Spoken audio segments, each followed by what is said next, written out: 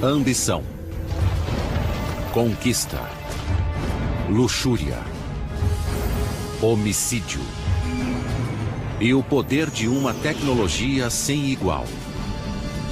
Essas são as pedras fundamentais do Império Romano. Eles eram movidos por um tipo de ego cultural coletivo. As construções colossais de Roma, estádios, palácios, estradas, aquedutos, se espalharam por 3 continentes e revelaram o poder e a promessa da civilização mais avançada do mundo. Essas estruturas tornaram-se símbolos daquela ideia de Roma. Mas embora os romanos tenham dominado a paisagem com enormes feitos de engenharia, eles foram impotentes para evitar a própria autodestruição. Distribuído por Logon, construindo um império, Roma. A República. Em seus primórdios, Roma era governada por reis. E quando um rei morria, a elite se reunia para eleger um sucessor. Isso quer dizer que, em Roma, o poder sempre esteve nas mãos da elite. E essas pessoas eram os patrícios. Os patrícios eram os cidadãos que pertenciam às famílias mais antigas da cidade. Um grupo de patrícios, geralmente os mais sábios e experientes, formavam um conselho que limitava o poder supremo do rei. Esse conselho era conhecido como Senado. O Senado romano foi ganhando poder e prestígio, até que em 510 a.C., um rei particularmente mau foi deposto, e o Senado proclamou que nunca mais Roma teria um rei. De agora em diante, Roma é governada pelo povo. Esse foi o início da República Romana, a primeira república da história. A República Romana funcionava bem, mas às vezes havia problemas. Os patrícios, que tinham muito dinheiro, terras e poder, muitas vezes entravam em choque com os plebeus, geralmente mais numerosos e mais pobres, ou seja, todos os que não eram patrícios. Os plebeus começaram a clamar por melhores condições, mais alimentos e novas terras. Assim, o Senado decidiu que se Roma estava crescendo, seria necessário obter mais riquezas e mais terras. Por isso, formaram um exército forte para expandir seu território. Primeiro, toda a Península Itálica. Depois, conquistaram a Grécia, a Gália e, finalmente, a poderosa cidade de Cartago. Em seguida, passaram a controlar todo o mar Mediterrâneo. Como Roma e a riqueza cresciam, a cidade se tornava mais difícil de governar. Mamma mia! Então, um general muito bem-sucedido se destacou dentre os demais. Eu sou Júlio César e vou governar Roma. Não se preocupem, eu vou tirar vocês dessa crise. Júlio César foi um general muito popular porque havia ganho muitas batalhas. Sua vida e seus feitos em Roma o tornaram um dos personagens mais famosos da história. Júlio César deu início à época mais gloriosa de Roma. O Império Romano. Quando Júlio César assumiu o controle da cidade, passou a ser adorado pelo povo. Ele estava a caminho de ser o novo governante de Roma. Mas os senadores não gostaram nada dessa ideia, porque não estariam mais no comando. Então, organizaram uma conspiração e esfaquearam Júlio César até a morte nas escadarias em frente ao Senado. Até tu, Brutus. Sua morte gerou um caos em Roma. Até que, finalmente, Otaviano, filho adotivo de Júlio César, converteu-se no primeiro imperador romano, César Augusto. César Augusto assumiu o comando, deu fim a um século de guerras civis e inaugurou em Roma uma era de paz, prosperidade e grandeza imperial. Os romanos nunca se conformaram com o território que tinham. Sempre queriam mais e mais e mais. Essa ambição só foi alcançada graças à formação do exército mais poderoso do mundo. Muitas de suas estratégias foram baseadas em exemplos de Alexandre o Grande, o conquistador da Macedônia. Os soldados romanos foram organizados em unidades chamadas falanges e treinaram a famosa formação tartaruga, que os protegia com escudos por todos os lados, como um casco de tartaruga impenetrável. Além disso, atrás das legiões vinham as atiradeiras, capazes de disparar gigantes lanças de madeira. E também as catapultas, que podiam arremessar pedras pesadas ou enormes bolas de fogo. Nos primeiros tempos do Império, Roma conquistou terras desde o Oceano Atlântico até o rio Eufrates, da Inglaterra até o Saara. Nossa! E os romanos continuaram conquistando e anexando territórios ao Império durante séculos. A maior extensão do Império foi alcançada no século II depois de Cristo, durante o reinado dos imperadores Cláudio e Trajano. 15 de março do ano 44 a.C. O homem mais poderoso do mundo está morto no chão do Senado romano. Como general, ele quase dobrou o tamanho do Império Romano. Como político, planejou uma impressionante ascensão ao poder. Mas agora esse guerreiro foi morto em Roma e por romanos. Seu nome era Caio Júlio César. A ascensão de César ao poder foi atribuída à sua vontade de ter o melhor posto no Estado romano. Ele parecia querer muito poder para si mesmo, e ele não dividia esse poder com ninguém, e isso levou diretamente ao seu assassinato. Décadas antes, quando era um jovem general, César descobriu que a estrada para a glória em Roma começava em campos de batalha distantes de lá. Sua sede de conquistas militares levaria à construção de um dos mais intimidantes feitos da engenharia romana. 55 a.C. Júlio César lidera 8 legiões romanas, um total de 40.000 homens, seguindo pela Gália, uma província romana que hoje engloba França, Bélgica e Suíça. Ele queria ir à Germânia, à Alemanha, e atravessar o Reno, porque nenhum comandante romano havia feito isso. Ele queria ser um grande conquistador como Alexandre o Grande, e ir além do que se conhecia. O rio Reno fica no limite do mundo conhecido.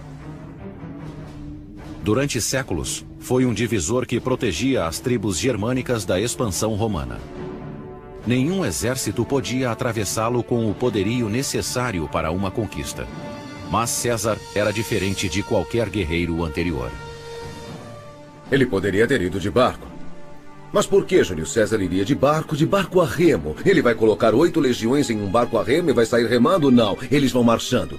Eles vão a cavalo. Cruzar o Reno era algo completamente novo para a engenharia.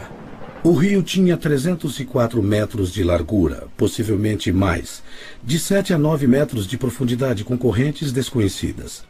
César e seus engenheiros tiveram que planejar uma ponte que fosse não só extremamente forte, mas também estável.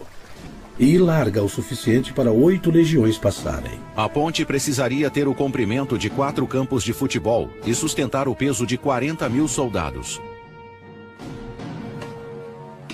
Apesar da largura, da profundidade e das correntezas do Reno, Júlio César estava determinado a conseguir. Cruzar um rio daquele tamanho com uma ponte é um ato que merece uma grande plateia. Mas é claro que esta plateia estaria do outro lado do rio, temendo pelo sucesso da operação. Com a velocidade e eficiência de uma máquina bem lubrificada, os soldados de César transformaram a madeira local em uma ponte em expansão. A cada hora, um milagre da engenharia chega mais perto da margem norte do Reno. É como se uma nave espacial pousasse na Terra e tivesse metade do tamanho de Manhattan com algum tipo de dispositivo magnético que levasse prédios pelos ares. Isso seria realmente assustador, algo muito difícil de acreditar.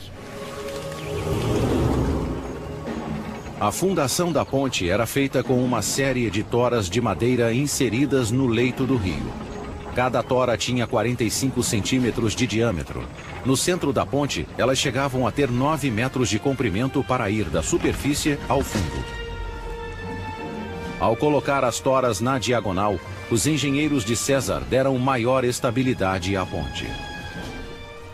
Quando eles inseriam as toras no ângulo e as conectavam, faziam o mesmo que os carpinteiros ao construir cavaletes. Quando as pernas estão inclinadas, isso impede que a estrutura se enfraqueça, tornando a área mais estável. A inclinação dá maior resistência contra a força do rio, contra sua maré e assim por diante. Mas é muito mais difícil fincá-las no leito fluvial do que verticalmente.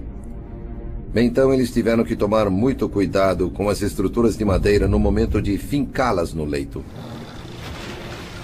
Na parte mais alta do rio, as toras se inclinavam na direção da corrente. 12 metros rio abaixo, seus pares se inclinavam contra a corrente. Cada conjunto de toras era unido por uma longa viga de 60 centímetros de espessura. Em seguida, troncos eram dispostos ao longo das vigas, sobre as quais assentavam feixes de madeira fortemente amarrados. O projeto da ponte em si era inovador, mas o que tornou o feito ainda mais impressionante foi a velocidade da construção. Apenas 10 dias após ordenar a construção, César marchou sobre a ponte em direção ao seu destino. Se tentássemos fazer o mesmo hoje, não conseguiríamos fazer algo assim em tão poucos dias com aquele tipo de tecnologia.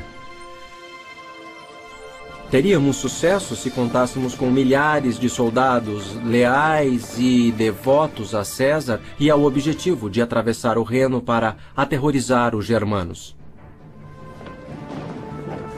César estimava que o inimigo tivesse 430 mil soldados, mais de 10 vezes o tamanho de seu exército. Mas quando os germânicos viram as legiões romanas cruzando o Reno, rapidamente recuaram para um terreno mais elevado. Nos 18 dias seguintes, César explorou livremente o território ao norte do Reno, sem encontrar qualquer resistência. Em seguida, ele voltou pela ponte e a desmontou, deixando uma mensagem inequívoca. A simbologia é a seguinte: Roma pode ir a qualquer lugar. Nada pode detê-la. Se quisesse ir mais longe, Júlio César poderia ir a qualquer lugar. A ponte foi o primeiro sinal da ambição obsessiva de César. 10 anos depois, essa ambição daria a ele um poder sem precedentes, mas também seria o motivo de sua queda. Quando ele foi declarado o primeiro ditador perpétuo de Roma aos 55 anos, em 44 a.C., boatos de um assassinato começaram a circular nos corredores do Senado romano. Alguns de seus atos nos sugerem que ele realmente queria ser adorado como um deus. Sua ambição foi tão além dos limites do que os romanos, e especialmente os senadores, achavam aceitável, que acabou sendo assassinado. Em vida, Júlio César alterou para sempre o cenário político romano. Na morte, ele incorporou o potencial e o risco do poder absoluto. Quando César foi assassinado, não havia garantia de nada, a não ser de que Roma se perderia totalmente. O reinado de César foi um momento decisivo na história política romana. Sua conquista da Gália expandiu enormemente o alcance da influência romana. A consolidação de seu poder marcou o fim da República Romana, governada por senadores e cônsules democraticamente eleitos, e o início de um império em que tiranos podiam governar com autoridade absoluta. Alguns usariam o poder para construir obras maravilhosas de engenharia. A vaidade, excessos e ignorância de outros levariam o império à beira da destruição. Apesar de tudo, Roma se tornaria a civilização mais poderosa e avançada que o mundo já havia visto.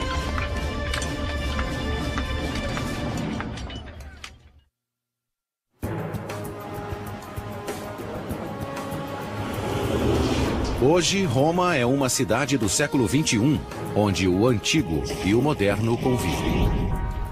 Qualquer um que tenha visitado a cidade de Roma fica maravilhado com essa grande mistura de períodos de tempo do pré-histórico até a idade moderna. E uma coisa incrível sobre Roma é que você vive nos mitos da história de uma das maiores civilizações que já fizeram parte da história da humanidade. Segundo a lenda, Roma foi fundada em 753 a.C. por Rômulo e Remo, dois irmãos que foram abandonados quando bebês e criados por uma loba. Os dois irmãos construíram a própria cidade às margens do rio Tibre, mas uma discordância quanto a quem iria governar terminou em morte. Remo foi morto por Rômulo, que deu o nome à cidade. Não seria a última vez que um crime daria origem a um novo governante romano. A Guerra Civil foi um dos acontecimentos que definiu o crescimento do Estado romano. A história, a lenda de Rômulo e Remo, ecoa desde então por toda a história de Roma. Inicialmente, Roma era um dos inúmeros pequenos reinados que lutavam pelo poder na Itália Central.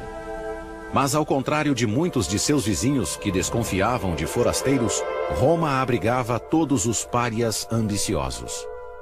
Rômulo disse: já que não temos uma grande população, eu vou construir um asilo, eu vou criar um tipo de zona livre para todos, escravos foragidos, bandidos, piratas, enfim. Venha e faça parte deste grande conceito que é Roma. Este é um tipo de atitude única. Desde o começo, os romanos eram muito abertos. Essa abertura encorajou uma livre troca de ideias. Entre elas, teorias de engenharia importadas de outras culturas.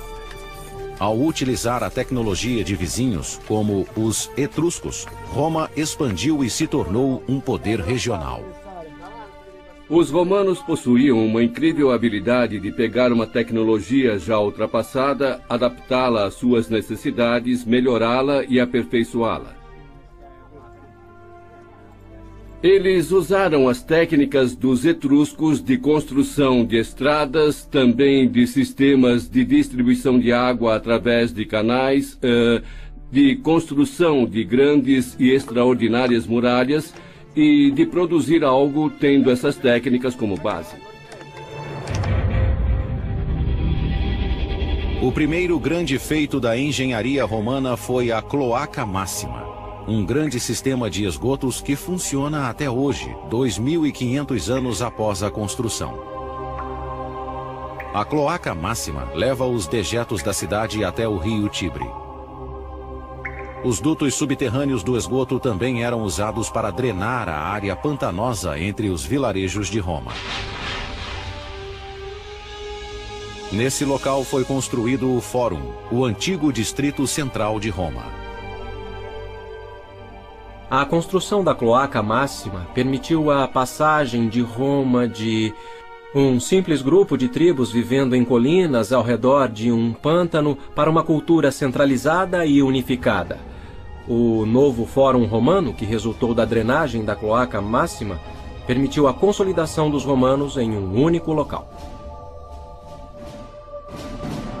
Enquanto a cultura de Roma se consolidava, a influência da cidade sobre seus vizinhos começou a crescer. No século IV a.C., Roma controlava boa parte da Itália Central. Seus engenheiros foram chamados para criar uma infraestrutura de transportes para conectar o império em expansão. Na antiguidade, existiam basicamente dois tipos de transporte. Existia o transporte feito por terra, a cavalo, a pé, em carroças, e o transporte fluvial. As estradas, como as conhecemos hoje, praticamente não existiam antes do Império Romano. Tudo isso mudou em 312 a.C., quando foi construída a Via Ápia. A primeira autoestrada nacional romana se estendia por 212 quilômetros, da capital até a província de Campânia. Para traçar a rota mais curta e direta para a costa, engenheiros romanos usaram um instrumento especial de topografia. Os romanos utilizavam uma ferramenta chamada groma, uma haste vertical com uma cruz no topo. Usava-se essa cruz para alinhar dois pontos. A grande diferença entre as estradas romanas e as modernas é que os romanos não conseguiam fazer curvas. Então eram linhas retas, e viravam um ângulo reto e depois iam reto em outra direção. O grande desafio, é claro, em se construir uma estrada reta para qualquer direção é deparar-se com colinas e vales e ter que atravessá-las. Então, se fosse necessário, eles cortavam pelas montanhas para levar a estrada adiante. Depois que o traçado ideal era aceito, uma trincheira larga era aberta e preenchida com areia e pedras, para fortalecer a fundação. Em seguida, uma camada de cascalho compactada com argila ou argamassa. Por cima, pedras de pavimentação arredondadas permitiam a drenagem da água. As estradas eram muito assustadoras. Você olhava e dizia, quanto tempo demorava para trazer algumas legiões? 10.000 homens por essa estrada até o meu quintal, é melhor pensar 2 vezes antes de se meter com os romanos. Quando Júlio César foi assassinado em 44 a.C., Roma controlava a maior parte da Europa Ocidental e o norte da África. Tendo derrotado Cartago um século antes, Roma era a única superpotência do mundo mediterrâneo. O sucessor de César foi seu sobrinho neto, Otávio, que foi rebatizado de Augusto e coroado como o primeiro imperador de Roma. No governo de Augusto, a rede de estradas romanas foi expandida até os cantos mais distantes do império. E com a estrada pavimentada, era hora de construir novos destinos. Sob o domínio de Augusto, surgiram dezenas de cidades do estilo romano, com fórum, teatro, anfiteatro, basílica e outros estabelecimentos que marcavam as cidades romanas. Para os nativos das províncias recém-conquistadas, as novas cidades validavam o estilo de vida romano. As pessoas iam para essas novas cidades, esses centros urbanos que simbolizavam a civilização, com um novo padrão de vida, bons empregos. O dinheiro estava ali, como nos dias de hoje as pessoas vão para onde o dinheiro está. E, em consequência, os habitantes destas novas cidades realmente acataram as ideias romanas.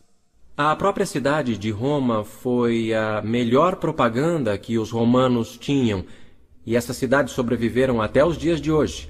Londres, Bonn e Paris são o resultado da expansão de Roma, de sua cultura por meio das cidades. Os engenheiros romanos tinham uma arma secreta para construir estruturas maiores, mais fortes e em menos tempo.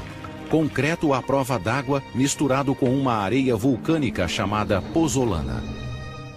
Os primeiros concretos eram mistura de cal e água, que, apesar de serem coesos, não eram fortes, e as partículas tinham a tendência a se separar facilmente. Mas o concreto romano, a pozzolana, reagia com o cal, dando um concreto como o moderno, muito mais forte. Eles logo perceberam que, usando essa substância, eles poderiam construir literalmente embaixo d'água, uma invenção extraordinária que permitiu que eles criassem grandes piers dentro da água, revolucionando o transporte. Se as pontes pudessem ser construídas, haveria pontes permanentes, em vez de pontes de madeira. Durante o governo de Augusto, esse concreto solidificou o controle de Roma sobre a Europa Ocidental, permitindo que os construtores romanos dominassem a paisagem com enormes monolitos artificiais. Um deles iria revolucionar a vida cotidiana em Roma durante vários séculos.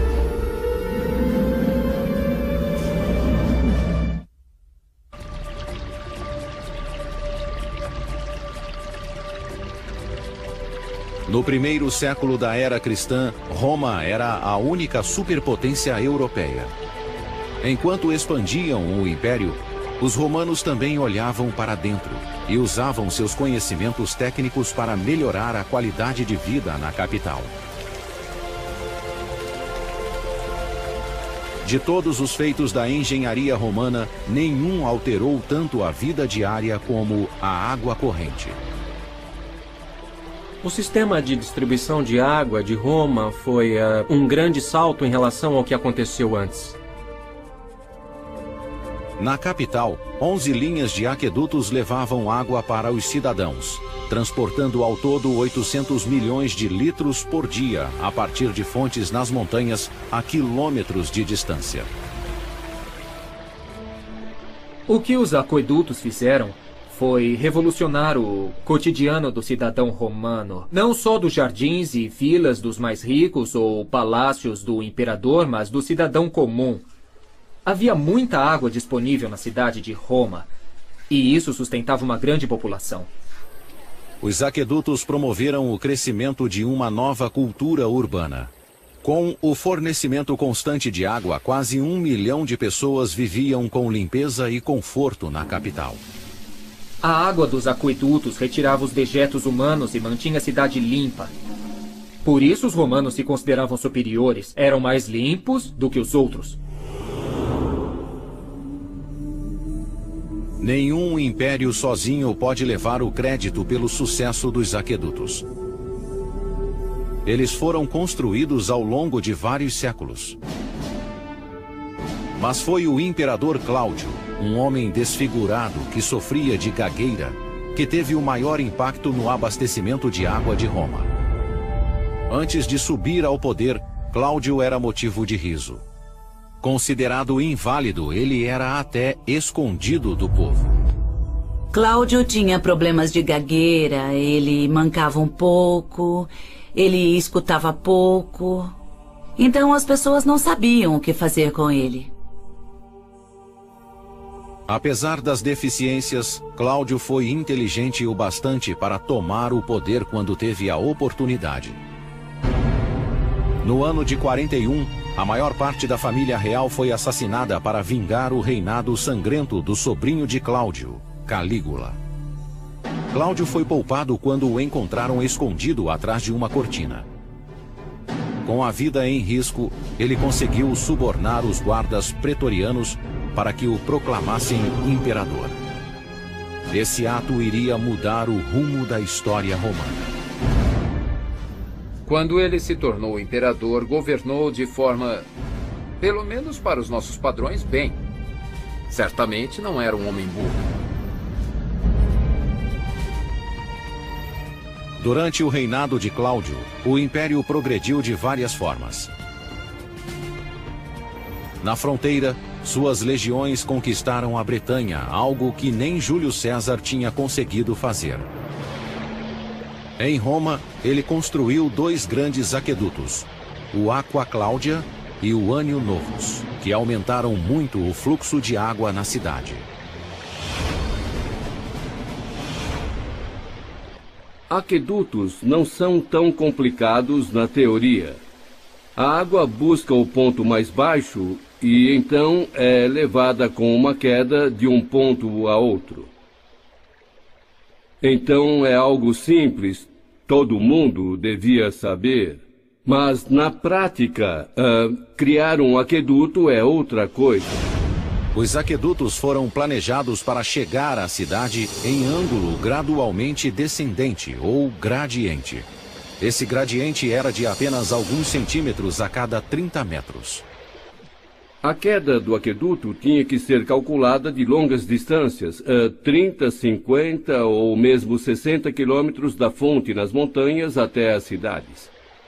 Tinha que ser consistente, não podia sair disso independente do terreno. Para manter o declive perfeito através das montanhas, os engenheiros cavavam túneis com um ângulo perfeito. Quando cruzavam vales, as tubulações eram elevadas em muros de pedras. Se os muros precisassem ter mais de 2 metros de altura, os romanos poupavam materiais de construção e ainda aumentavam a resistência usando um antigo conceito de engenharia, o arco. O arco revolucionou a arquitetura no mundo antigo ao permitir vãos maiores do que realmente era possível. Basicamente mudaram o conceito espacial da arquitetura romana.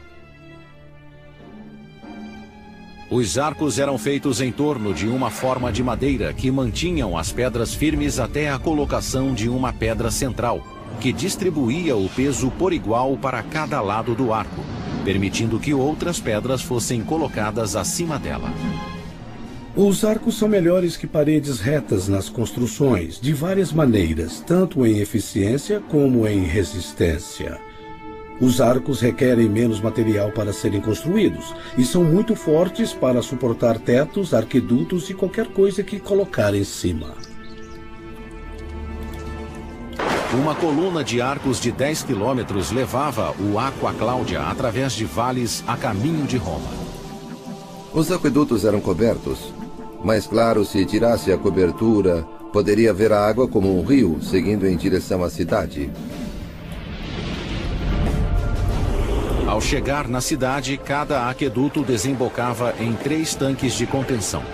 Um para as fontes públicas de água potável, o segundo para os banhos públicos e o terceiro reservado para o imperador e outros romanos ricos que podiam pagar pela própria água corrente. Um conceito avançado para a época. Basicamente, toda a casa, no século I ou II, depois de Cristo, tinha água corrente. Isso é impressionante, pois em toda a Idade Média isso não aconteceu. Com a construção do Aqua Claudia e do Anio Novus, o imperador Cláudio revitalizou o sistema romano de distribuição de água. Seu governo foi um sucesso, mas as escolhas que fez na vida particular acabaram provocando sua queda.